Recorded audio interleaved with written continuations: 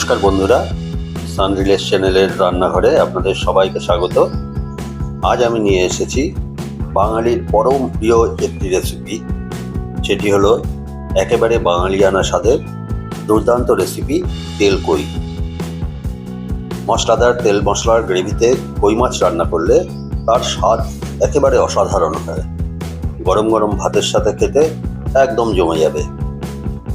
তাহলে শুরু করি ভিডিও, দেখতে থাকুন। কই মাছ আমি নিয়েছি একটু বড় সাইজের কই মাছ।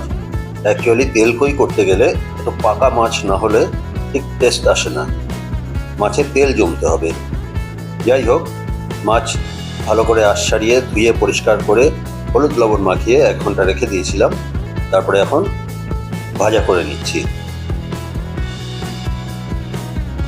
সুন্দর করে এপাশ ওপাশ ভাজা করে নিচ্ছি। বেশি ভাজা করব না, তাহলে মাছ শক্ত হয়ে যেতে পারে।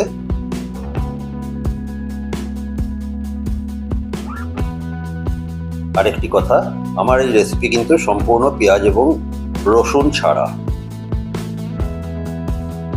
পেঁয়াজ রসুন বর্জিত তেল কই এটি। মাছ ভাজা হয়ে গিয়েছে, মাছটাকে তুলে রেখে দিলাম। এবারে শুরু করব মূল রান্না। রান্না করার জন্য যে মশলাগুলো নিয়েছি আমি, সেগুলো হলো গোটা জিরা ফোড়নের জন্য, তার সাথে নিয়েছি টমেটো কুচি, যার যেরকম স্বাদ প্রয়োজন সেই অনুযায়ী কাঁচা লঙ্কা, জিরা গুঁড়ো, ধনে গুঁড়ো, হলুদ গুঁড়ো, আদা বাটা। এই হলো সম্পূর্ণ মশলা। এখানে আদা বাটা এবং গুঁড়ো মশলাটাকে জলে পেস্ট করে তারপরে মশলা তৈরি করব।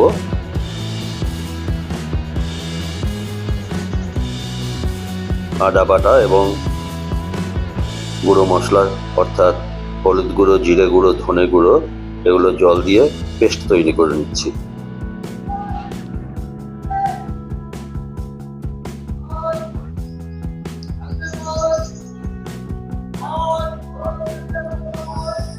কড়াইতে তেল গরম হলে তাতে দিয়ে দিলাম জিরা ফোড়ন। জিরাটা একটু ভাজা হলে তারপরে এতে দিয়ে দেবো টমেটো কুচি এবং কাঁচা লঙ্কা।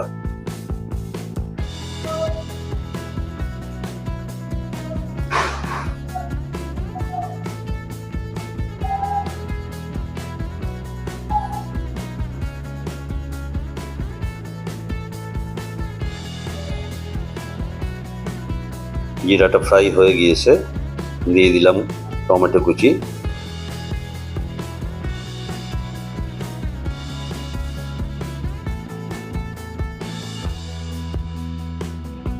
এটাকে একটু ফ্রাই করে নিচ্ছি।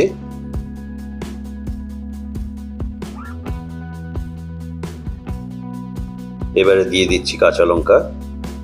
যার যেমন স্বাদ প্রয়োজন, ঝাল প্রয়োজন, সেই অনুপাতে কাঁচা লঙ্কাটা দিতে হবে।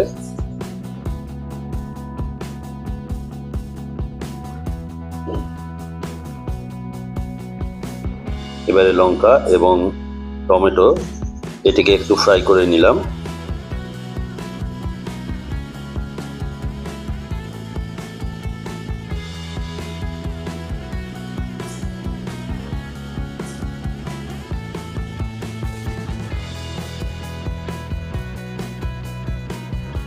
ফ্রাই হলে এতে মিশিয়ে দিচ্ছি গুঁড়ো মশলার যেটা পেস্ট করে রেখেছিলাম সেই মশলাটা।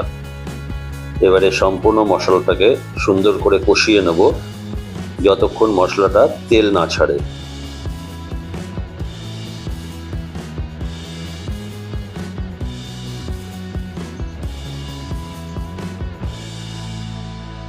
সুন্দর করে ফ্রাই করে নিচ্ছি মশলাটা।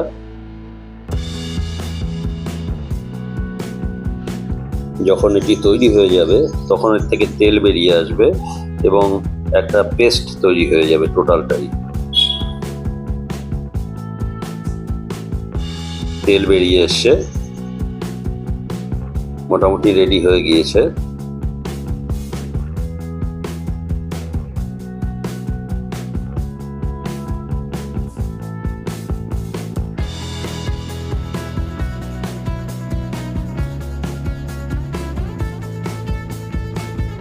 পুরোপুরি তেল বেরিয়ে চলে এসছে,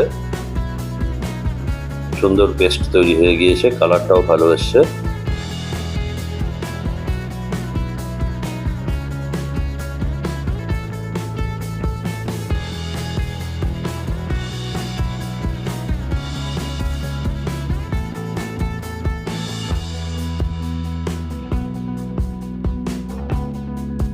এবার এতে দিয়ে দিচ্ছি গরম জল। গ্রেভির জন্য বেশি জল দেওয়ার প্রয়োজন নেই, কারণ এটি হবে কষা টাইপের। তেল কই সাধারণত গ্রেভি কমই থাকে এবং তেলটা একটু বেশি লাগে। এবারে এটিকে বয়েল করে নেব।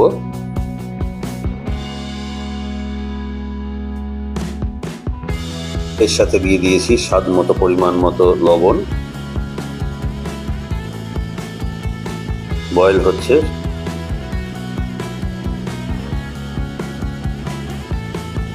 এবার এতে দিয়ে দিয়েছি ভাজা করে রাখা মাছগুলো দিয়ে এটিকে আবার বয়েল করব।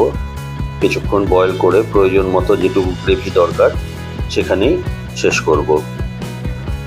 গ্রেভিটা কমে গেলেই তৈরি হয়ে গেল আমার তেল কই রেসিপি। তাহলে বন্ধুরা, খুব সহজেই তৈরি হয়ে গেল আমার মশলাদার তেল কই রেসিপি। গরম ভাতের সাথে খেতে একেবারে অসাধারণ লাগবে।